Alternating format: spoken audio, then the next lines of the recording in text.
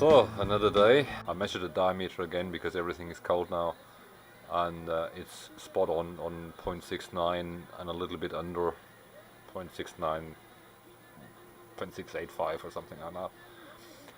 So the diameter is fine.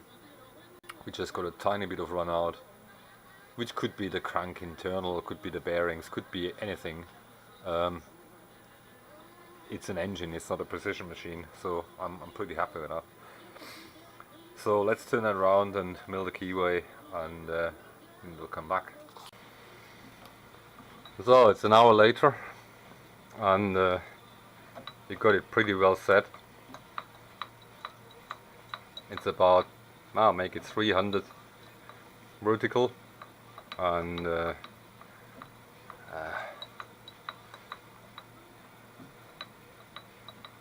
maybe 5,000 horizontal. I can live with that. I think that's pretty good. We're not gonna get any better. So what we're gonna do now is we need to indicate the keyway. I had to trick a little bit with the milling cutter because it's so close to the mounting plate here. I used the collet chuck, a normal ER32 collet chuck, and then I used an ER11 straight shank one to extend the milling cutter. It will vibrate a little bit, but the cutter is only a 6mm cutter. So I go into the center and then I go 1mm down, 1mm up until I have the right width. To indicate the position, I had another idea. We actually use a micrometer. Keyway is clean, and just screw that into keyway. The only reliable surface is actually the bottom of that keyway.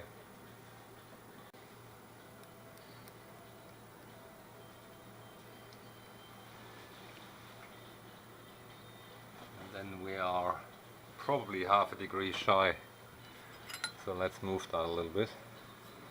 I just put some locking block in here.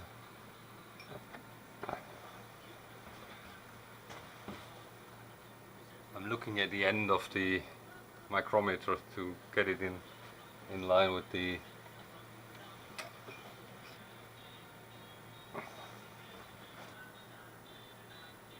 I think that's pretty good, so let's try that.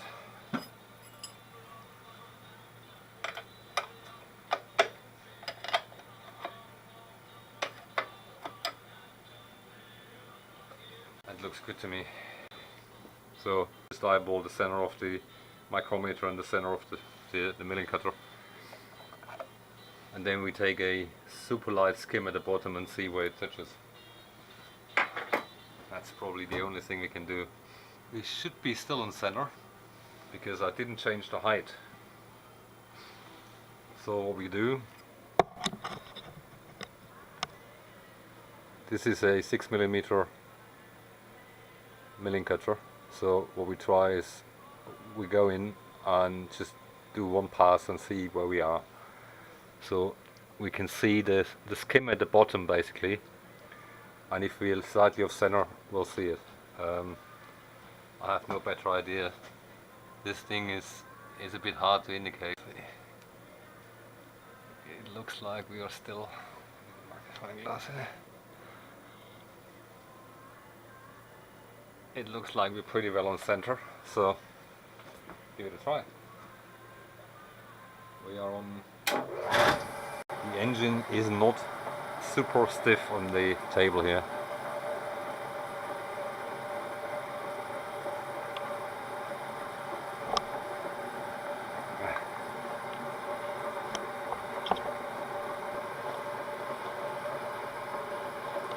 We're not touching, that's good. So let's bring that in a little bit.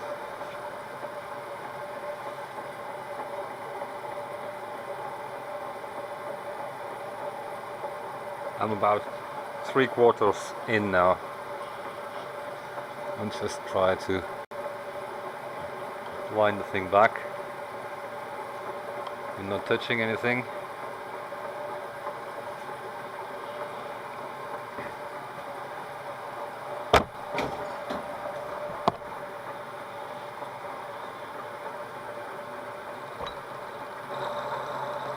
We're hitting the end, so that's fine. I can live with that. Well, let's make that a 0 here. Look at that. Okay. Ah, crap. Mr. Bozo! We're turning the wrong direction because we've been cutting the other way around before, so we need to change direction. Okay, let's 0 that. That's our 0.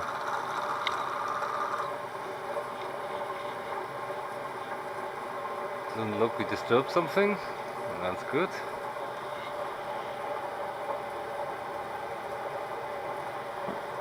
I'm almost in.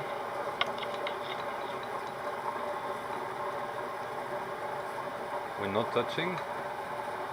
Got about 6 millimeters. I got a readout on the table here.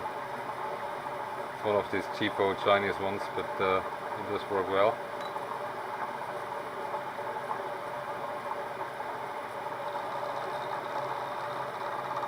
Let's 0 that point. It's one of these magnetic ones here. Not bad. Repeatability is about 300 or so. I'm happy with that. It's basic. I basically just use it for repeating 0 points or things like that. So let's get in a little bit further until we barely touch. Okay, I'm almost in now.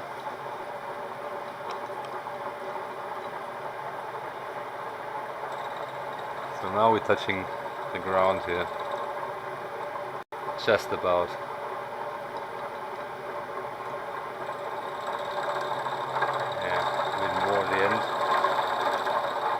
Cutter is not very good.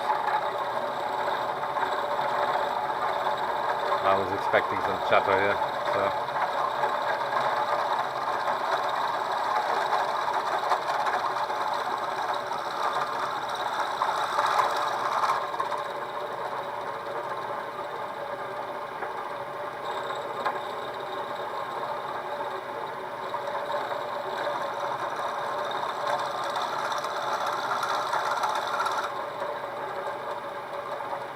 So let's take that our 0 point here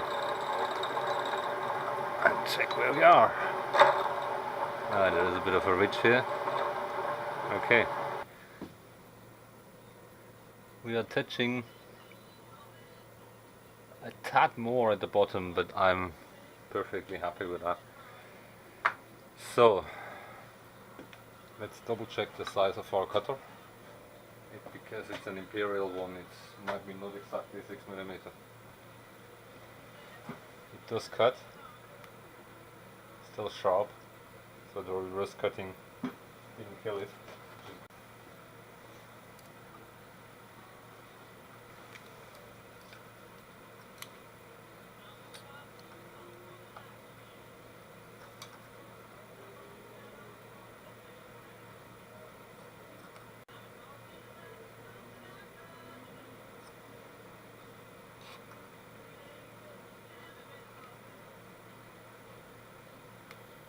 See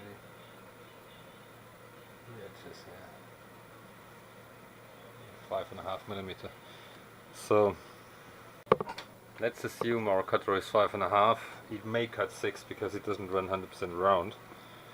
So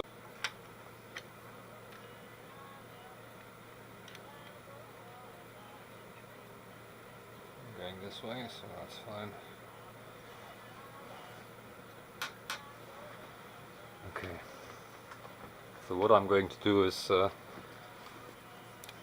I have no readout on the vertical, so I use this digital indicator, set that to 0, and the worn part is on the bottom, so we need to get up 1 millimeter and see if it cleans. If it doesn't, I'd rather clean that edge and make an offset key. Okay, we need to come up 1 millimeter. We got a 5.5 millimeter cutter. We need an 8 millimeter keyway. 5.5 plus 1 is 6.5 millimeters. Eventually 7 millimeters, which is most likely. So let's get up 1 millimeter. I think I'd try 0.5 millimeter first. Let's try that. Let's try 0.5 millimeter. It's, there is absolutely no rigidity in that thing here. If you screw something up,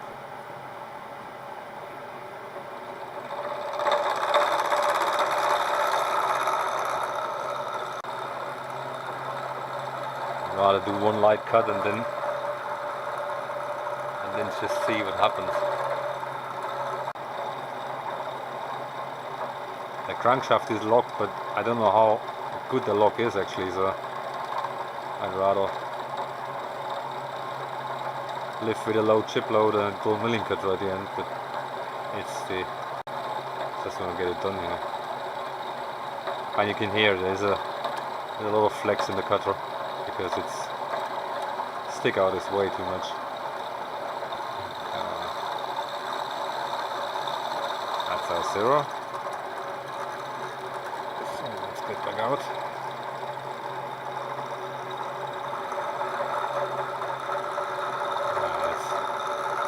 The whole thing is vibrating like hell here. We need to deal with the bearing play as well, so. But we did some cutting. Let's see.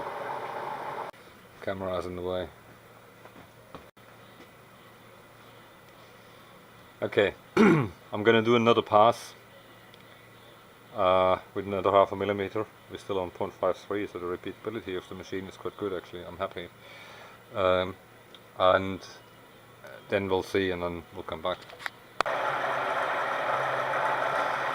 So we're now cutting with power feed, extremely slow, because the milling cutter is flexing so much.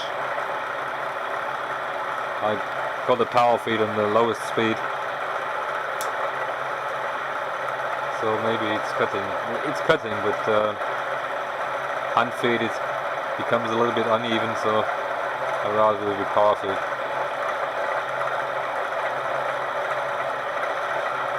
That milling cutter will be certainly trash after that, because the chip load is nothing. We set 0.99 millimeter off center, so that's 0.5 millimeter cut. But we're not achieving that because the cutter is flexing. So I need to do a few passes, and that's the reason why I'm running slowly with power feed. So we'll see. So yeah, that's going to go on for a bit. It's rather boring to watch that, so we'll come back when we're done. I don't know if that's visible, but we're there. We are exactly on 7.1617, because I almost forgot about it. This keyway is a imperial one, so it's 6.35 millimeters. So 7.17 on one side is the right amount. So we need to go to the other side until we got our 8 millimeters. I think, from how it looks like, trying to get that light sorted here. There's a tiny smidge of a, call it a chamfer, but I think it cleaned up very well, so the keyway is still in center. That's probably 0.5 millimeter, and that's what you normally would chamfer anyway, so I'm pretty happy with the result. So we're gonna cut the other side until we got our 8 millimeters, and sorry for the light here, I'll just try to make it better visible. Maybe that makes somehow sense. I don't know if that's any visible here. So we call it a day, dinner time, and carry on tomorrow to the other side. and made the sleeve.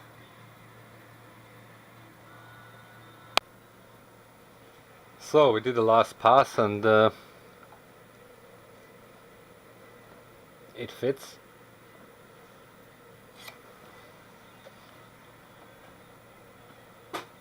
That's what we wanted. Bit of deburring because it's razor sharp here, and we're good to go. Possibly a bit of lapping on the shaft just to ease it out, and call it done. This is a bit of cleanup, and keyway fits. I think one of the problems we had before was this thing was way too short, because it's only about a third of the shaft. That was probably another issue with it. So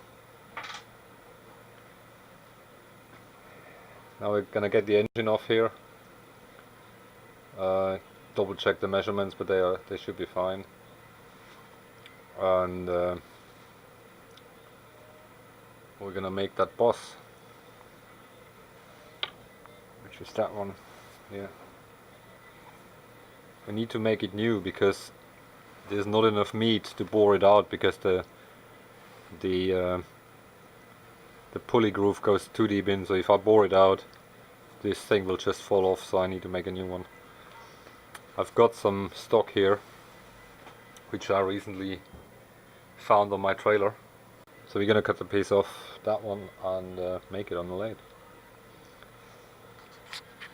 So let's get that off and have a closer look to it. So that's what we got now.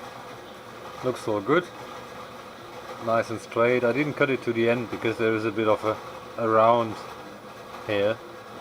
I didn't want to weaken the shaft so much there. Now we're cutting the shaft piece. It's a bit thick, but that's the only material I've got. It's an old dyno shaft, which is pretty tough material. It takes quite long to cut it off, so we'll see. So we got the piece indicated on the lathe. Got about 5,000 of a millimeter run out. I'm absolutely happy with that. A little bit more at this end, but there is no center here, so rather than facing it off, I just bore a center so it holds it, because there is very little catch on the chuck, and just machine that thread down, and then I can turn it around because there is a center on the other side, which is pretty center. That's the idea. So let's do that, and we'll see. Well, this stuff is extremely tough. I was expecting that, because I know the purpose of it. So let's make some smoke.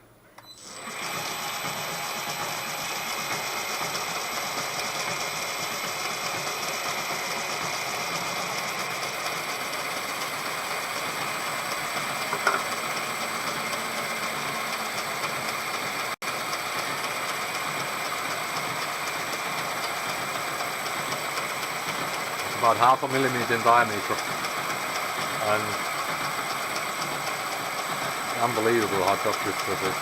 Makes nice chips, but nice stringy chips, so cutting speed is about right, but this is how the stuff is.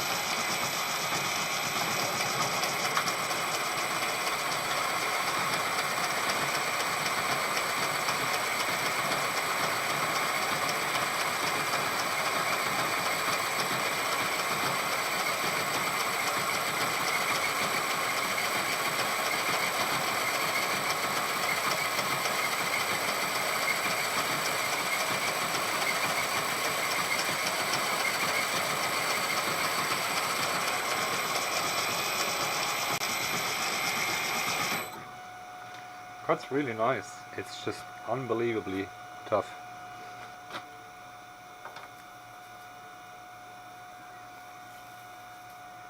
really nice and stringy chips.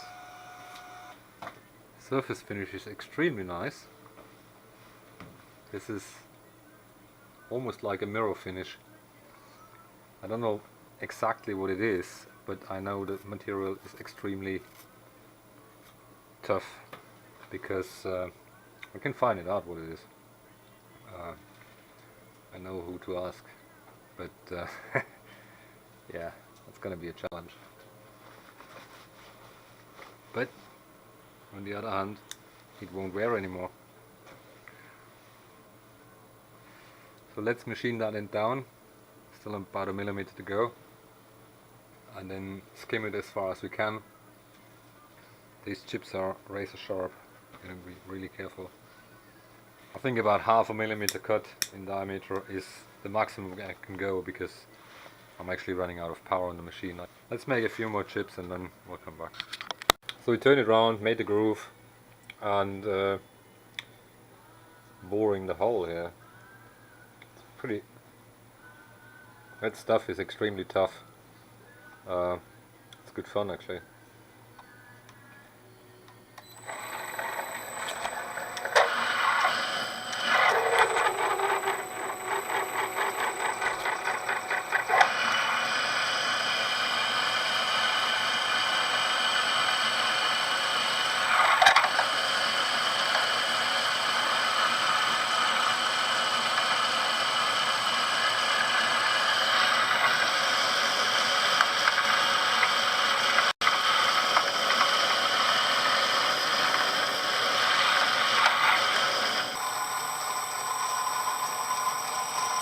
So we're going to bore it to size, and then put the keyway in on the shaper, because the hole isn't going through, so let's do that. It's boring to watch, so I'm not going to film everything. So we're mostly done with the adapter here. That's where the pulley goes. I need to clean the inside bore and make a chamfer on that, and shorten it a little bit. I just turned it to length. So we're now going to drill the hole for the bolt, which is probably about only that far, because the other bore is going 70 millimeters. So let's drill that hole, and then we need to go into the shaper and make the keyway, because it's not going through. I made it a bit thicker because the engine could do with a little bit more flywheel. It's running quite rough, and we only need one groove for the belt, because I don't have the auxiliary drive, which was good, because that material is a pain. It's so hard. It was costing me quite a few tools, but that's the way it is.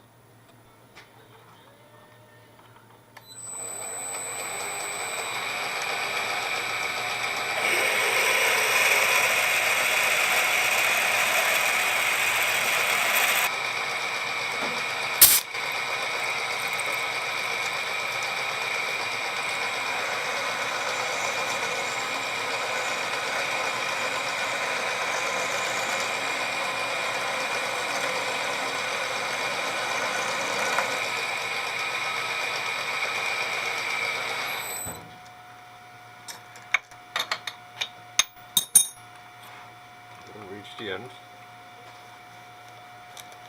Let's take a bigger drill and just try it out, and that's about it. So because it's a blind hole which ends about here, we need to drill a hole, otherwise we can't shape the keyway, because the chips can't go anywhere. So we drill a hole with about 10 millimeters at the right position, so if the shaping tool goes inwards, it can just drop the chips down and the cut ends defined. So we need about 72.45 is the stub length. So go a little bit over that. That should be about right. That's okay. So what we now need is the center of that thing, and all we do is just look for a scratch and then we're in center.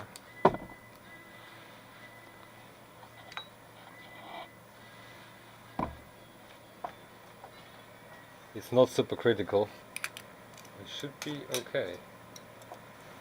Let's spot that thing and see. There we go.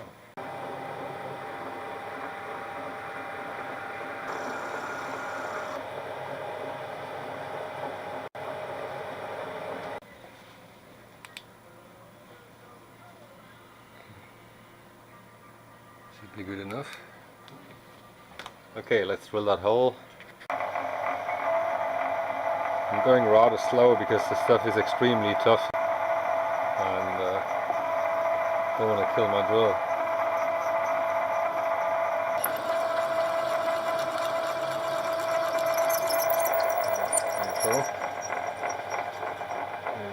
So we're through, and now let's get that thing on the shaper, make that keyway, and also drill and tap the holes here, and then we're done. Yeah, unfortunately the vise is not big enough to hold it, so we need to find a way to hold that thing on the shaper.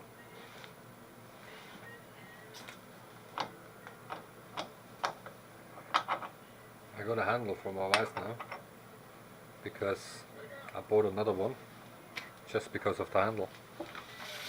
So I think we put that into 2 V-blocks and just strap it down on the table. Probably put a bit of a stop here. Travel should be enough. I only need about 70 millimeters.